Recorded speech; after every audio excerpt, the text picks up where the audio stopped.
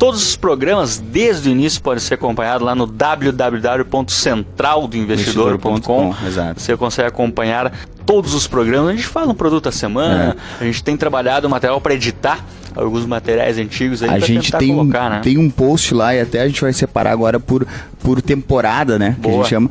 A gente tem um post lá que é o Conexão Esperato Permanente, que é um post que tem todos os, com exceção dos 2 primeiros programas, que foi em janeiro e fevereiro, ali no final de janeiro e fevereiro.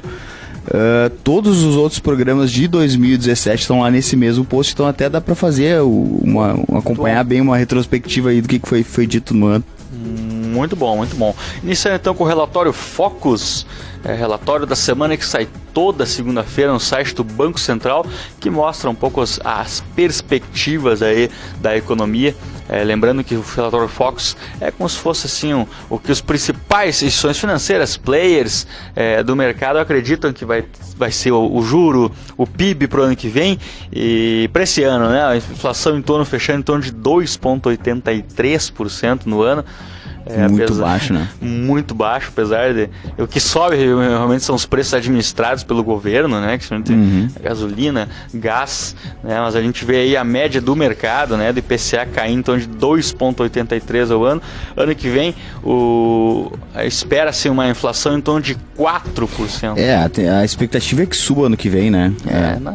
O aumento do consumo, um ano eleitoral, inclusive, há mais gastos. E estatisticamente, é mais de 20 anos por pegar uma média aí de inflação, tirando, claro, os picos enormes de inflação, é o 4, 4,5%, 5%, né, que se trabalha. Então, ano que vem, em torno de 4%, a questão da inflação. O IGPM, o índice aí principal de aluguéis, em geral de preço, muito utilizado pelos aluguéis, negativo esse ano, em torno de 0,8%. Esse ano aí, totalmente um ajuste pesado. E ano que vem, eles esperam em torno de 4%. Foi um ano pesado de ajuste mesmo, né?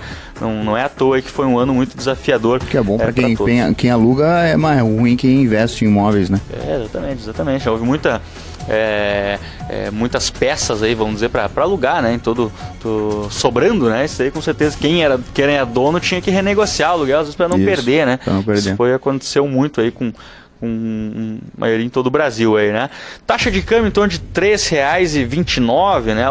É interessante os players desde o início já acreditando nessa questão do dólar, e o dólar realmente fechou, né, em torno aí de 3,29, que se espera até agora no mercado em torno de R$ 3,31 espera-se o dólar. Sempre foi falado em torno de 3,30, a gente até não acreditava que chegava isso, porque se acontecesse reforma da Previdência, né, tudo, o dólar ia cair. Existia o risco político, que a gente chama, né? Exatamente. Do dólar disparar. Né?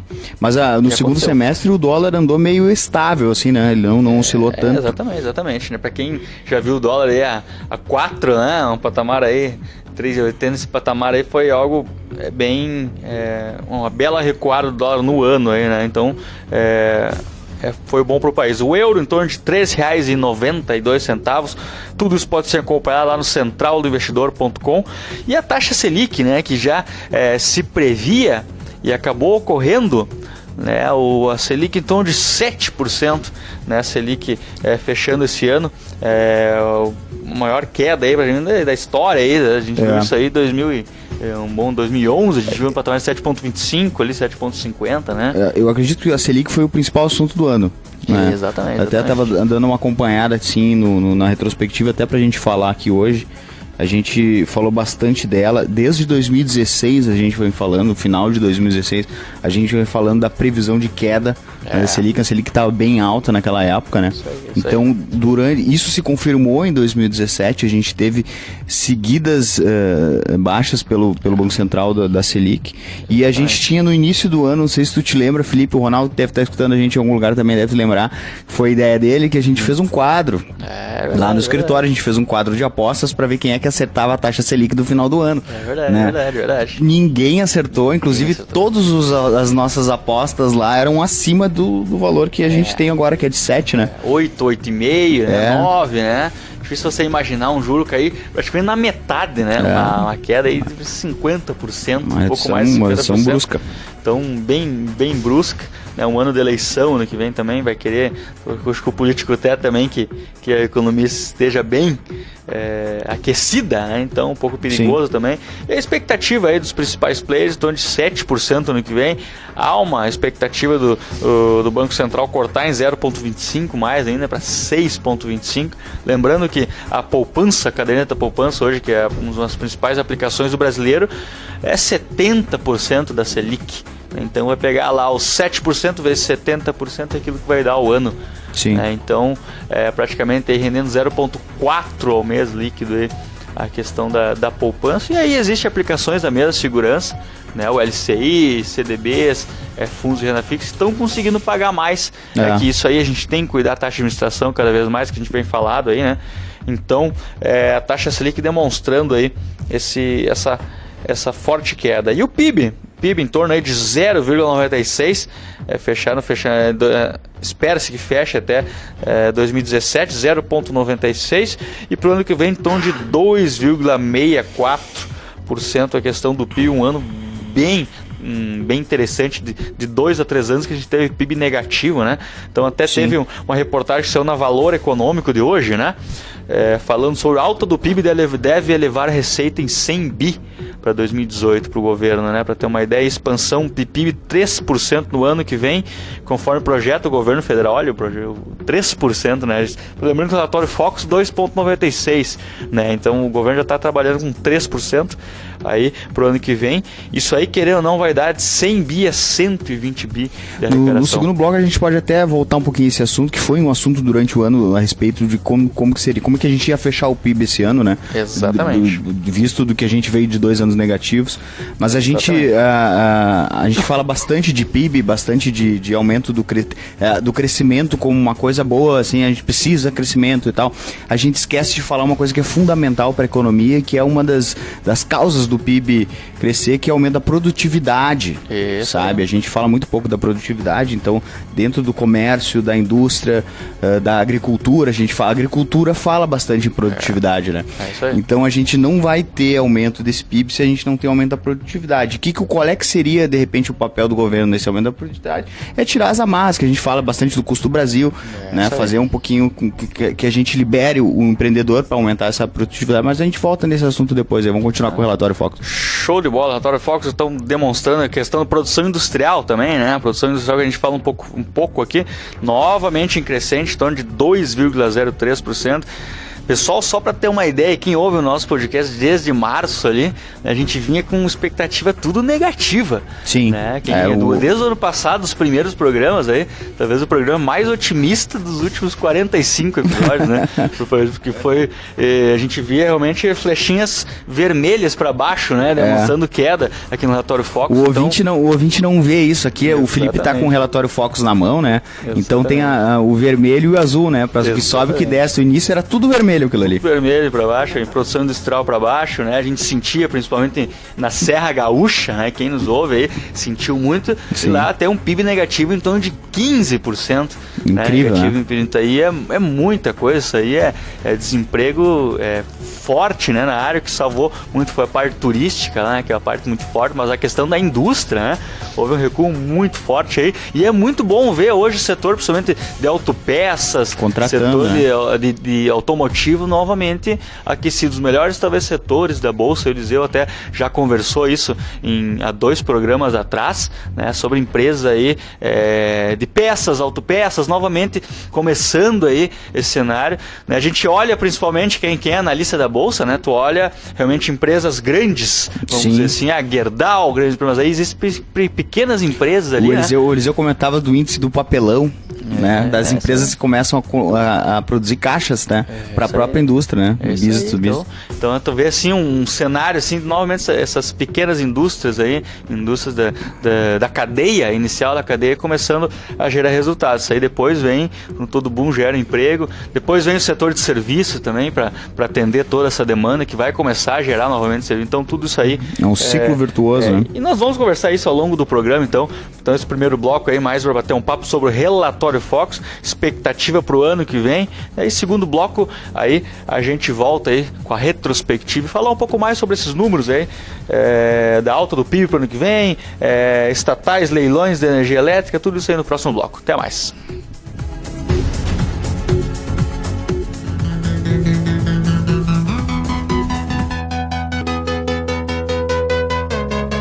Conexão Esperato. Uma produção Esperato Investimentos. Tudo o que você precisa saber sobre o mundo dos investimentos.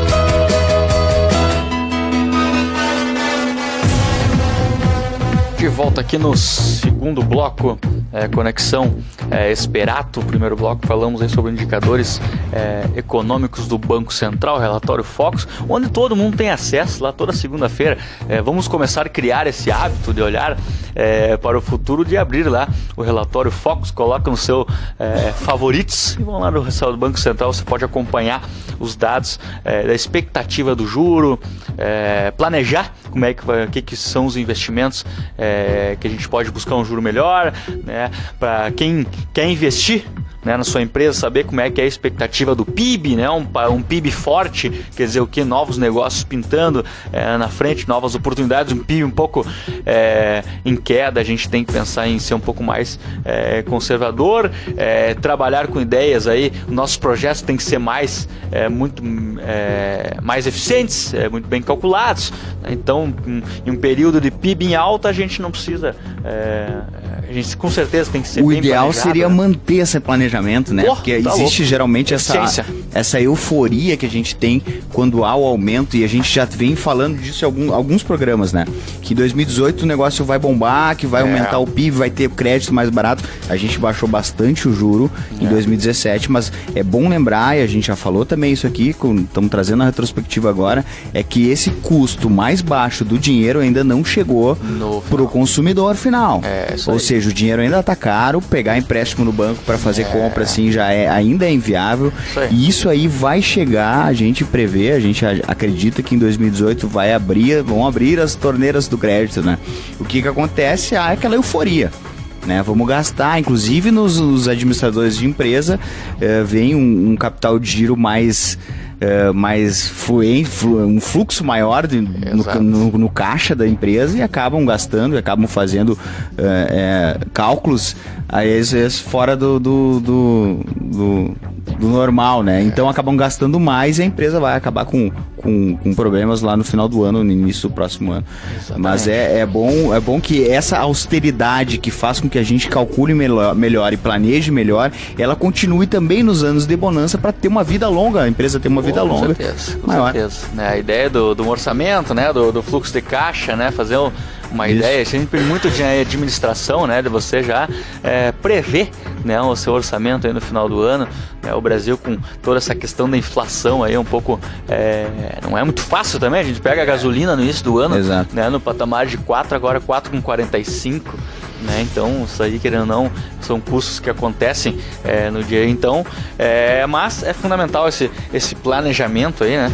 E algumas notícias aí que falam, até o Ilan, né? O Ilan, que é aí o presidente do Banco Central, fala que manter a inflação baixa exige essa reforma, né? Então a gente trabalha com os 4% ali, mas fundamental, né? A gente discutir aí reforma tributária, né? Reforma tributária é algo aí que o Brasil hoje é um caos, né? A gente sente aí, até por pessoas ligadas aí, a gente vê o caos que vai ser o momento do Simples Nacional agora, onde quem estourar o Simples vai ter que pagar praticamente 2 ICMS, né? Dependendo do caso. Então algo aí vai ser algo aí, vai virar um lucro real, praticamente vai ser algo assim muito desafiador, né?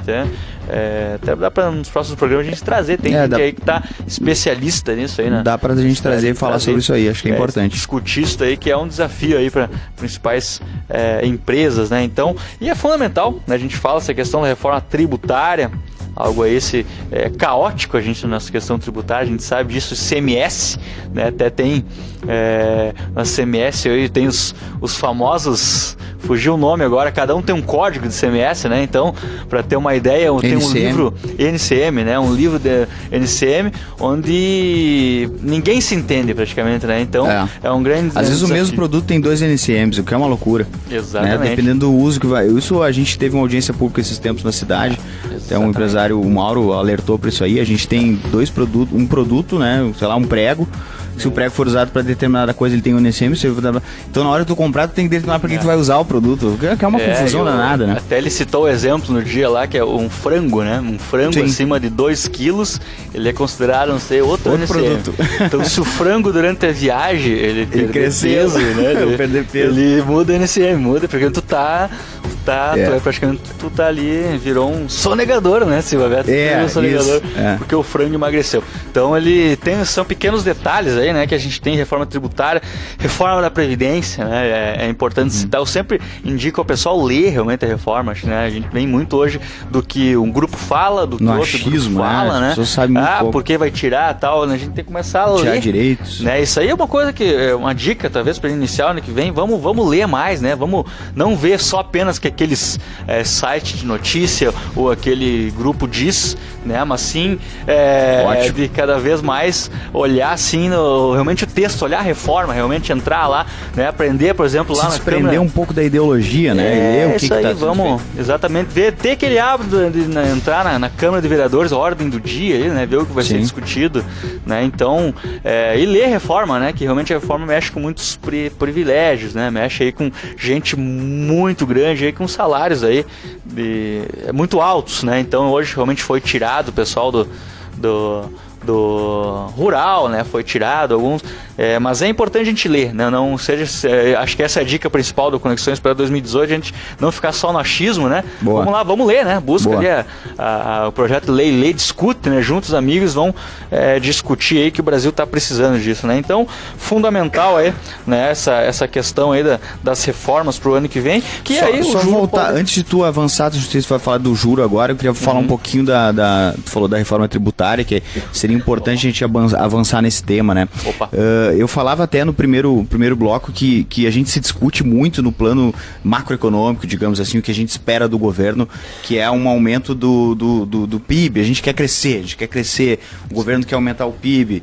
E isso parte muito de uma lógica estatal, digamos assim, de que aumentando o PIB, aumenta a arrecadação do governo. O governo tem mais orçamento, um orçamento melhor para se trabalhar. Correto? Exato. Então parte dessa lógica. Por que um governo vai, né, estimular o crescimento? Porque ele vai ter mais dinheiro, né, em caixa para poder fazer as promessas de campanha, uma saúde, educação, etc. e tal, né? Isso é uma das coisas que emperra, por exemplo, uma reforma tributária. Né, um corte, por exemplo, de taxas de juros ou uma simplificação, que o cara parte do pressuposto que o governo vai diminuir a arrecadação depois de uma reforma tributária. Isso aí. Mas é importante dizer, e a gente está passando agora por um momento histórico nos Estados Unidos, né, depois de um ano do governo Trump, eles aprovaram nessa semana uma reforma tributária massiva, maior do que foi. Eles já estão dizendo que o Trump já é maior que o Ronald Reagan, que aumentou impostos na época, né, que foi um dos maiores presidentes da história dos Estados Unidos. Ele conseguiu cortar impostos e diminuiu a arrecadação do Estado americano, que é gigante, né? Diga-se de passagem, em $1 trilhão. Ou seja, diminuiu a arrecadação do Estado americano em $1 trilhão. Eles fazem isso sem medo, né? Aprovaram. Então a gente não pode ter medo, por quê? Porque vai aumentar, o que eu falei também no primeiro bloco, a produtividade, vai ficar mais barato para a gente produzir, a gente vai ter menos custos, a gente vai, digamos assim, tirar as amarras do produtor. Né? Isso vai fazer com que aquele $1 trilhão que se perdeu no início se recupere depois com o aumento da produtividade. Então a gente tem que ter esse pensamento de longo prazo, né? Acho que é um dos desejos nossos aí para 2018, né? Pensar não só em crescimento econômico, mas no aumento da produtividade dos agentes econômicos, do microeconomia, do cara que tem um bar na esquina, sabe? Não só na macroindústria. Isso vai fazer com que se aumente o emprego, que é um indicador que o governo adora dizer que aumentou o emprego. E o emprego hoje maior gerado nas pequenas empresas. Exatamente, né? Metade dos empregos hoje no país, eles são gerados em micro e pequenas empresas, isso é um dado do Sebrae. Exatamente, Então, exatamente. a gente tem que... Isso parte, então, esse aumento da produtividade parte de coisas como uma reforma tributária. Exatamente, não, excelente aula do Ranieri aqui falando sobre essa questão da importância. É algo histórico que está acontecendo nos Estados Unidos, é interessante a gente acompanhar, que aqui no Brasil, infelizmente, a gente faltou orçamento, aumenta o imposto. Né? Exato, Chegou um momento que não dá mais, né? Então muitos perguntam hoje que nossa dívida pública hoje é de 50% vamos ter que rever essa dívida pública, tá? Porém, é importante dizer que o Estado ele gasta mais de 15, 20 anos e gasta mais do que ganha, né? Exato. E ele vai emitindo título, né? né? Ele vai emitindo título e automaticamente ele vai ter que... E a gente vê, por exemplo, a crise nos estados, né? Hoje o Rio Grande do Sul foi, digamos, pioneiro numa coisa ruim, que é ter que parcelar, né? O salário dos servidores. Isso é horrível, né? Imagina o ponto de vista do servidor, que não sabe se tu vai receber ou não. Então agora a gente tem outros estados fazendo a mesma coisa. A gente tem o Rio de Janeiro lá mal também parcelando, né? A gente tem problemas em Minas Gerais, a gente tem problema no Espírito Santo, né? Exatamente. Então, parte daquela lógica assim de que tu tem que rever os gastos, né? Rever de onde é que sai o dinheiro. E tirar as amarras, que é aquela coisa, aumentar a produtividade, porque a arrecadação vem. Com certeza. A arrecadação vem quando tu abre as portas para o produtor poder investir, né? Com certeza. Até esse fato aí que a gente comentou antes do valor de hoje, né? Só esse fato aí de crescimento do PIB e sem reformas ainda, né? Sem reformas, só com a reforma trabalhista, né? Que foi aprovada aí, né? Mas uma expansão de 3% já vai dar um aumento de 100 bi.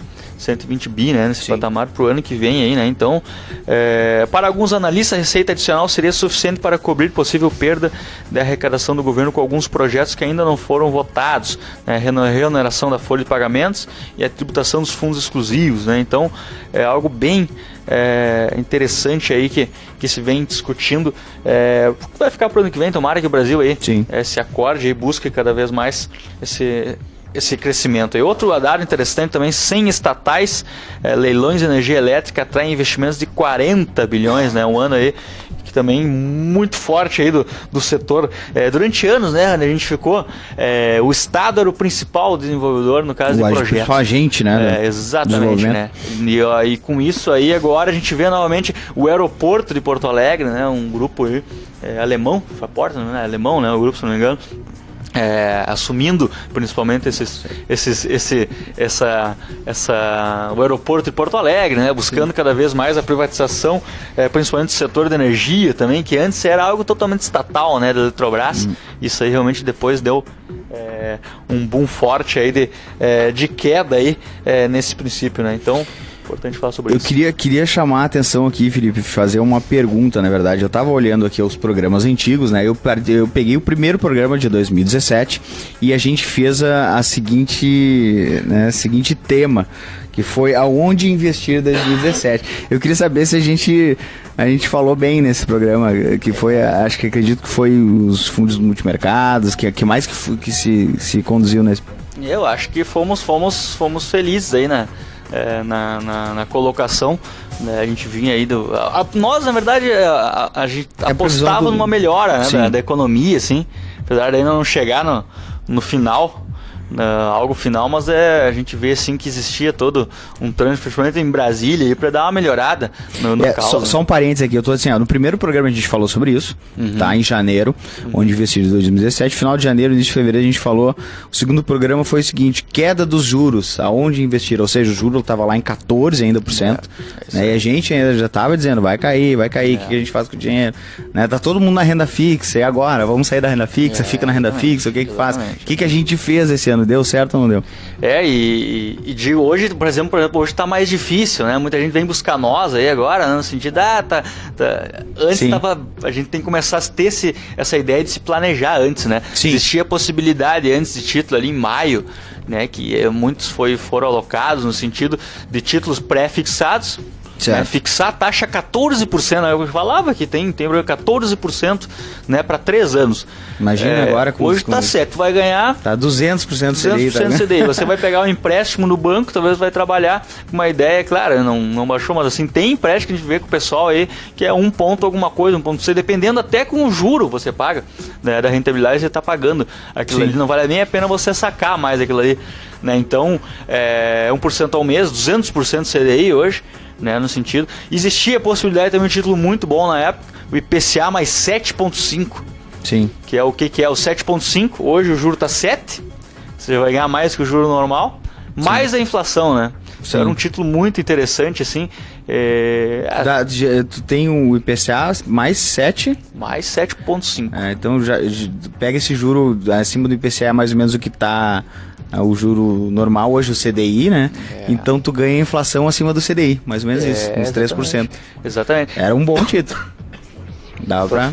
Claro que depois, bem no momento do ápice da crise, tem gente que buscou aqui 16, 17, 18%, né? Sim. E aí era uma aposta também, né? No sentido de você comprar um título Pra de 18, 3 anos, né? Antes do impeachment, né? Então, algo bem interessante. Multimercados, principalmente, andou muito bem durante o ano também, não há dúvida disso. E ações, né? Nem se fala, né? Olha, essas ações e o clube Levato hoje, que é o clube gerido aí pelo pessoal aí, é 60%, 61% no ano. No ano. Né? Então, algo incrível.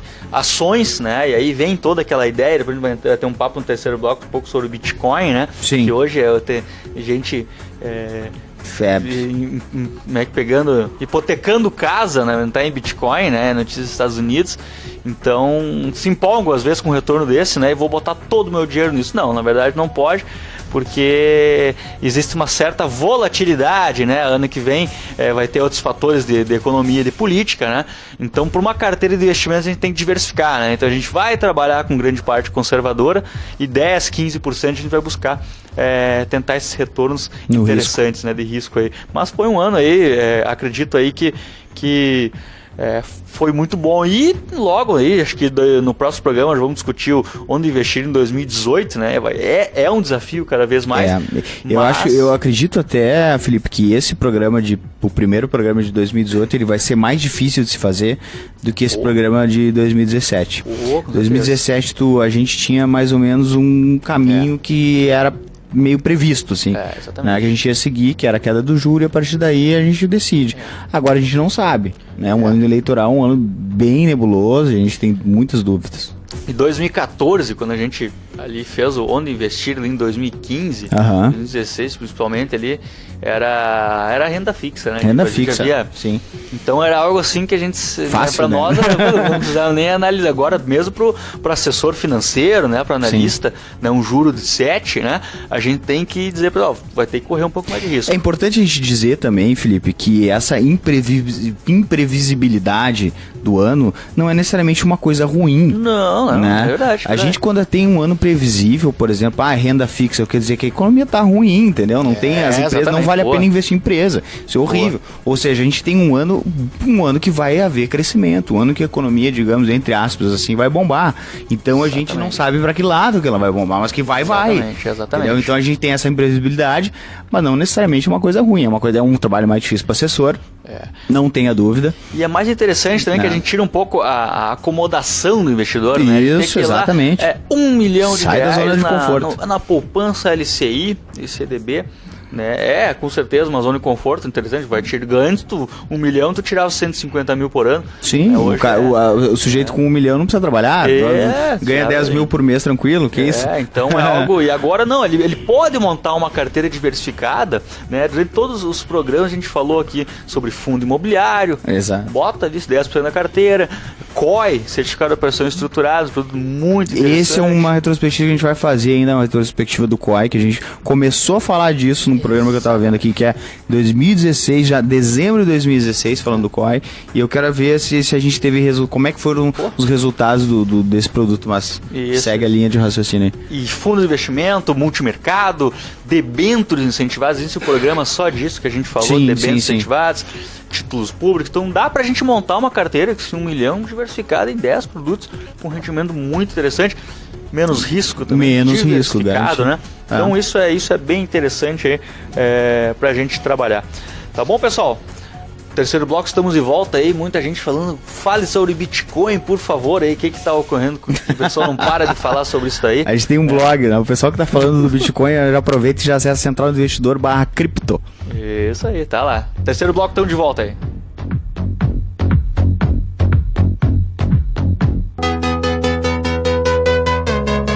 Conexão Esperato.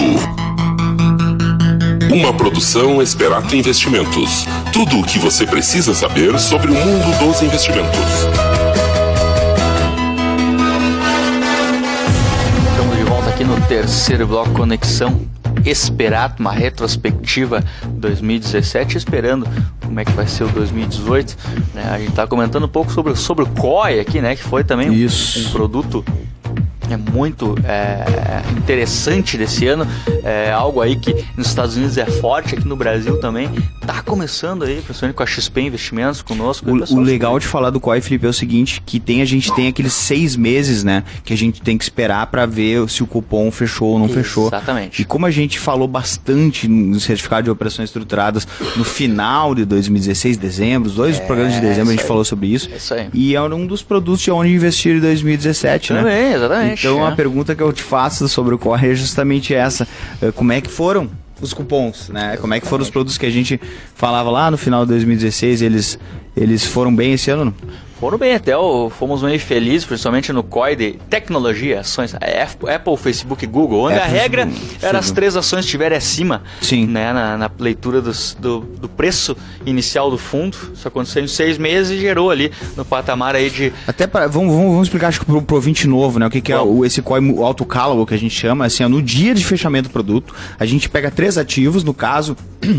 as ações de tecnologia da Apple, Google e Facebook, a gente vê os preços daqueles ativos no dia do início do COI. Em 6 meses, a gente olha de novo para esses ativos, se algum deles estiver em queda, o COI continua, se todos os ativos estiverem acima, o COI se encerra e paga um bônus para o investidor. Exatamente. Essa é a estrutura, né? Exatamente, monta uma estrutura, ela antes não era muito rentável, porque o juro da economia do renda fixa era 15%, né? Então, e agora com o tempo, com o juro em queda, vale a pena a gente buscar uma parte da carteira, 10, 15% da carteira em COI, né? Então teve ali COI que deu praticamente 10% no semestre. Ótimo. Né? E aí teve né, no caso do Tyson Foods, é uma empresa americana de carnes fortes lá. A BR Foods deles, né? Exatamente. Anheuser-Busch, né? A famosa aí, Anheuser-Busch. Budweiser. E exatamente, aí a própria Embev, né? Então, sim. E aí, desculpa, Anheuser-Busch e Coca-Cola. 3 empresas fantásticas, né?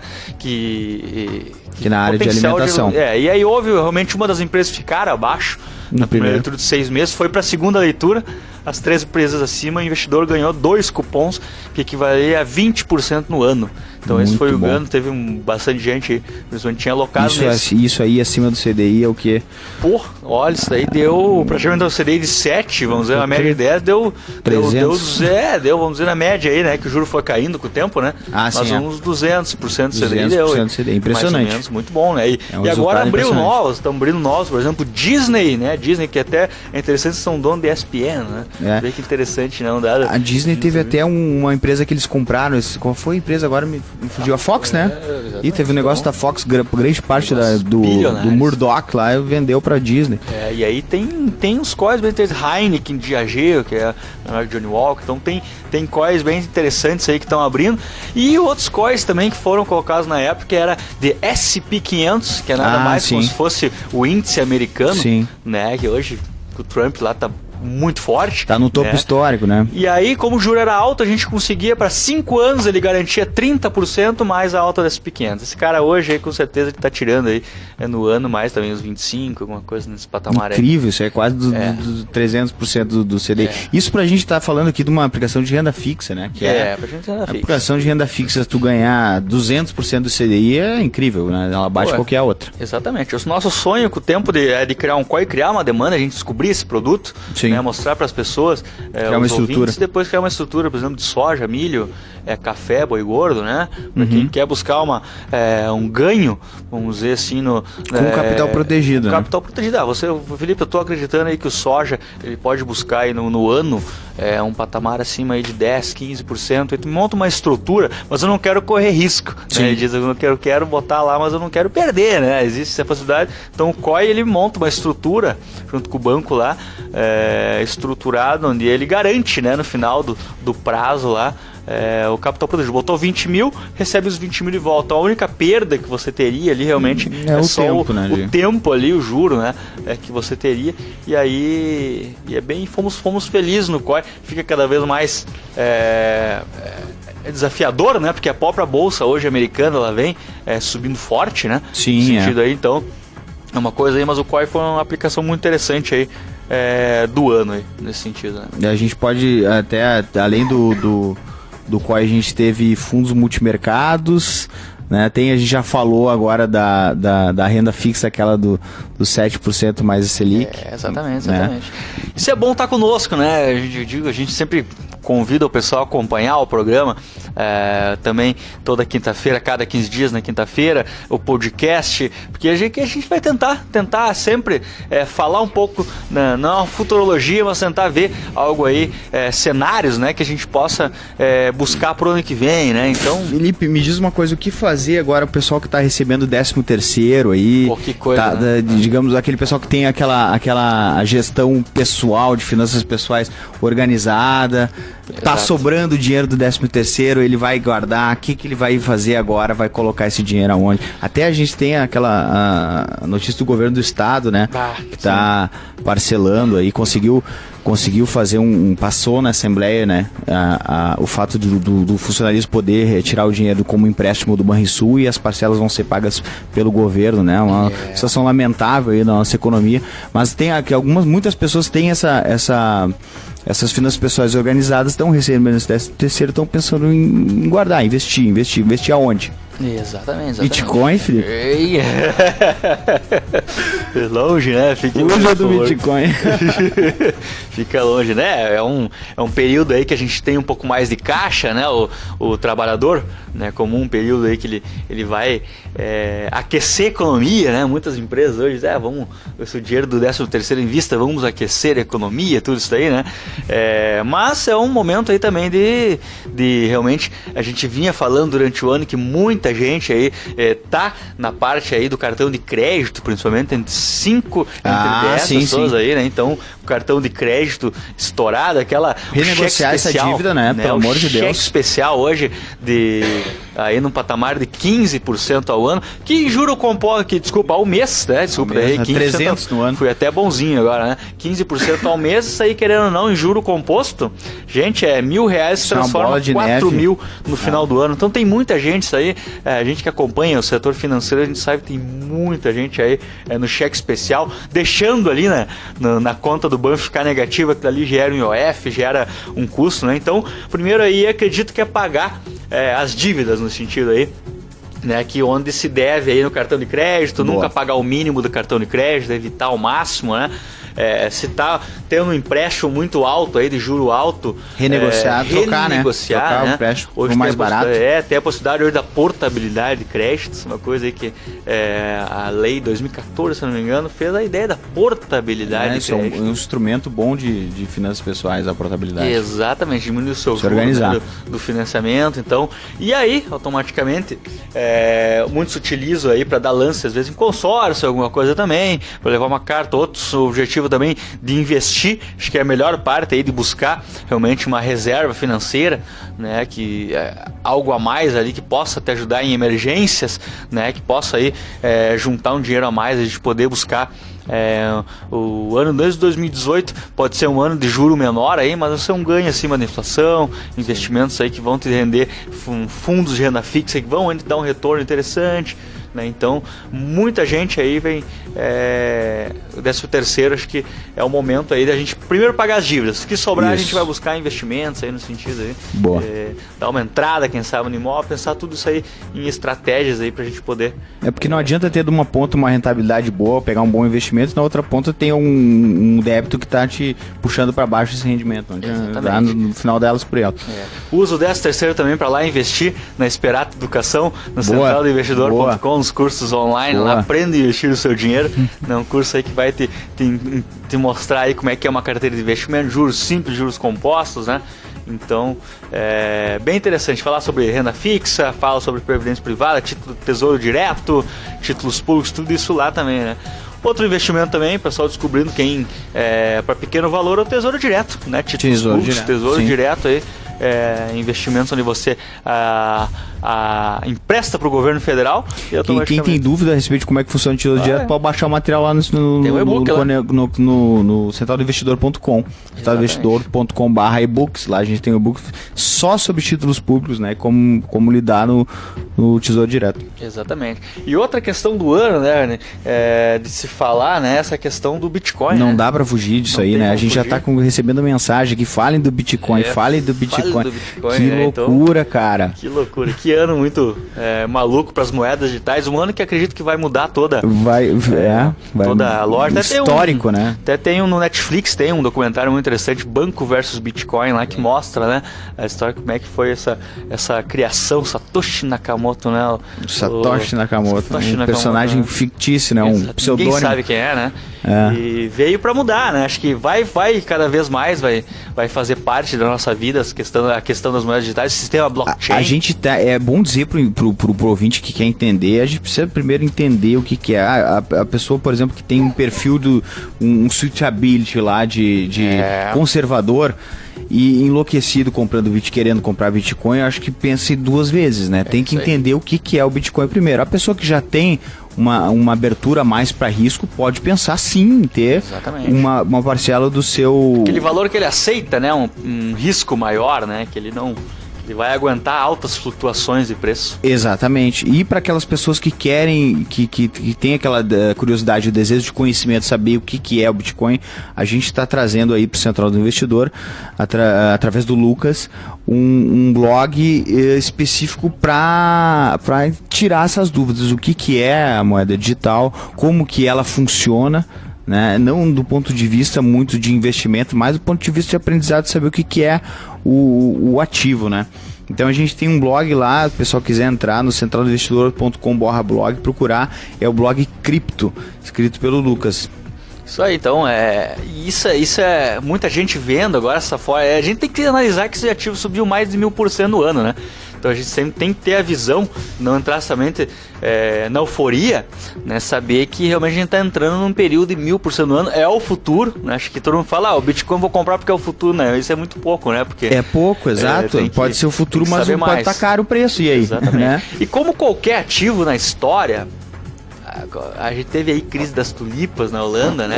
Onde uma tulipa valia mais do que uma mansão em Londres. Isso. Né? Então... Não é que as tulipas não são um mercado, existe até hoje. A gente compra e vende tulipa. E a tulipa é um ativo. Né? Não quer dizer que não vai deixar de existir esse mercado. Não quer dizer que o Bitcoin não vai vingar. Mas saber se está caro ou se está barato, se esse valor ele é condizível com o real valor da moeda digital. É isso que as pessoas precisam analisar. Exatamente. Então, quando se fala em bolha, essa é a lógica, né? Como qualquer ativo que realmente ele tá um pouco precificado acima, ele tem que haver realmente uma correção, né?